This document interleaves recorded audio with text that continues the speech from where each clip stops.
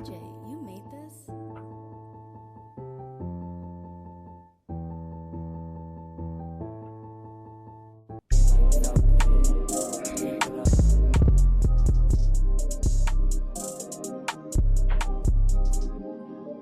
YouTube, what's going on? Your boy Ron back with another episode of Small Talk. Welcome back to part 2 of episode 15, where we will be talking about the defensive side of the football during training camp. So,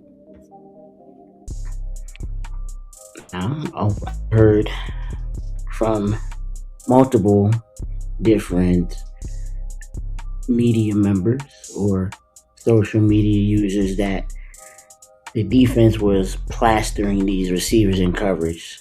So that tells me receivers weren't getting open and Jaden was forced to hold on to the football, which will be mentioned later in this video. But it seems like Jaden struggled a little bit learning the new offense because of this defense been running. So Mikey Senior still had a couple pass breakups. Heard he should have had 2 interceptions. Jordan Gee picked Mariota off. Odafe Owe almost picked off Jaden Daniels this year, or in this training camp. And I've heard this defensive line was dominating and getting pressure on Jaden.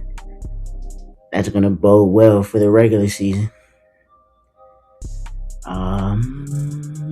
Let's see. We'll mention we're going to be multiple due to different personnel groupings we're going to have on the field.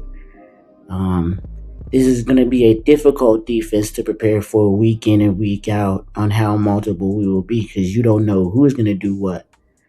We could be rushing 4 one play. We could be rushing 6 one play. You don't know. We could be dropping 7 in the coverage. We could be rushing 7. You never know. You never know. And that tells this defense fast, and they were flying around.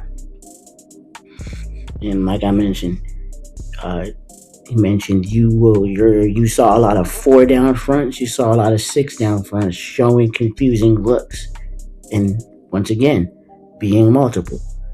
And like I mentioned, Jaden was forced to hold on to the ball because receivers couldn't get open while he's learning a new scheme. And this is an example of the defense forcing the offense to play to their terms, not the other way around.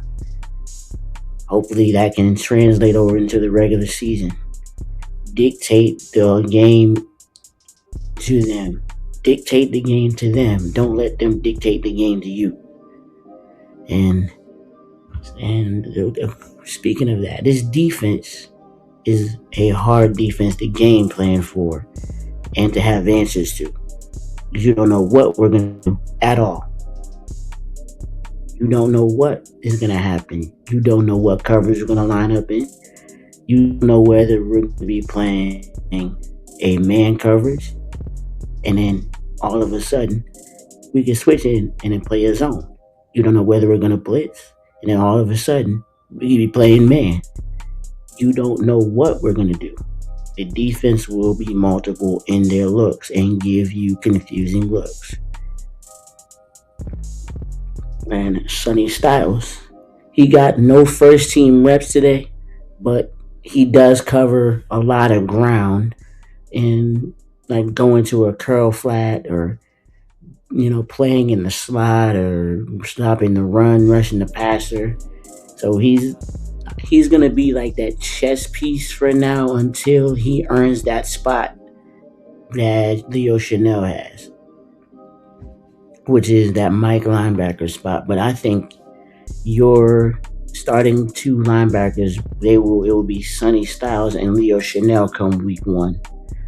Because as of right now, you have Luvu and Chanel as your main linebackers on the first team, which is going to force Sonny to earn that position.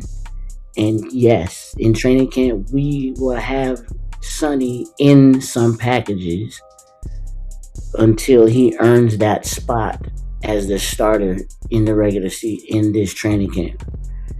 And Odafe Owe. Let's go speak about Odafe Owe now. Again.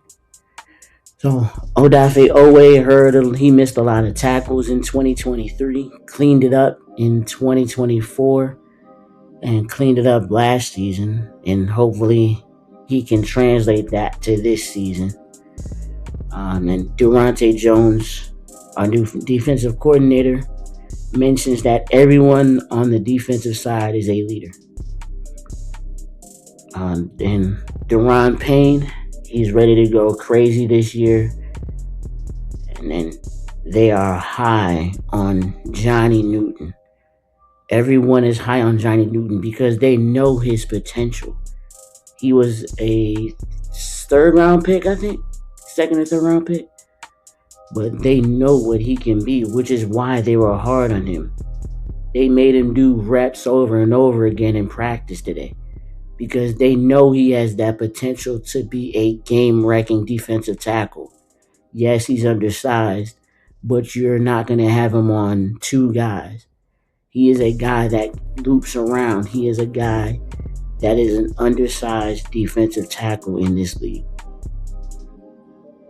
And let's see. And Nick Cross thought they mentioned he was hurt today. I don't know.